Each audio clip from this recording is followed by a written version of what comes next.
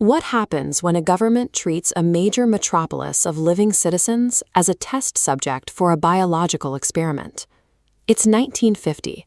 The United States and the Soviet Union are locked in a tense arms race, and the specific fear of an airborne biological attack is growing rapidly. But the U.S. military faced a massive intelligence gap.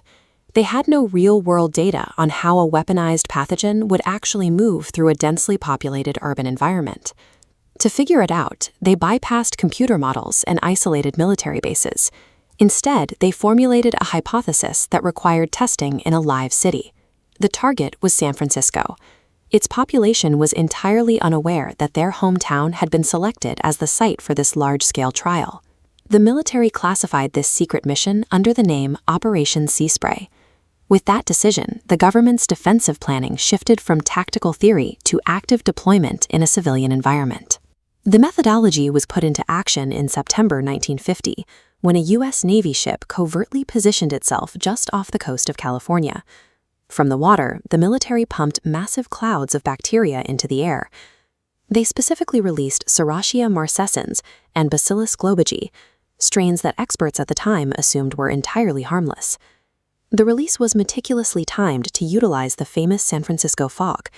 As the dense mist rolled off the ocean, it carried the airborne bacteria deep into the city streets.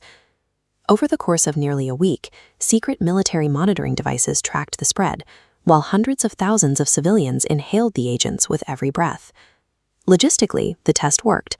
The military proved a coastal city could be entirely engulfed by a biological agent, validating their dispersal models, while providing the population no opportunity to consent. The physical consequences of the experiment emerged weeks after the spraying stopped, when the collected data manifested as real-world medical cases. This chart shows the baseline of normal cases at Stanford Hospital, until a sudden spike tracks a highly localized outbreak of rare bacterial infections. Among those severely infected was a patient named Edward Nevin, whose condition rapidly deteriorated. He died following the outbreak. The official reaction from the government was total denial.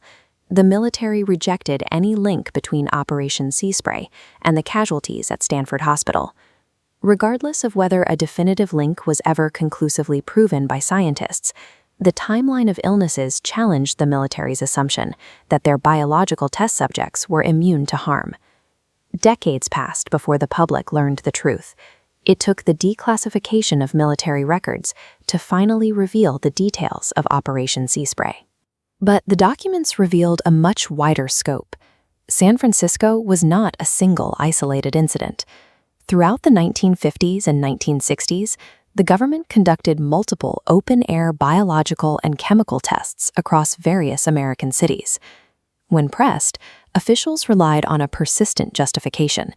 These tests were essential to identify vulnerabilities in the nation's infrastructure before a foreign power could exploit them. Critics firmly reject that logic. They argue that no hypothetical threat justifies stripping citizens of their informed consent and actively risking their lives for a simulation. If a government can secretly hide experiments of this magnitude for decades, what other operations remain classified today?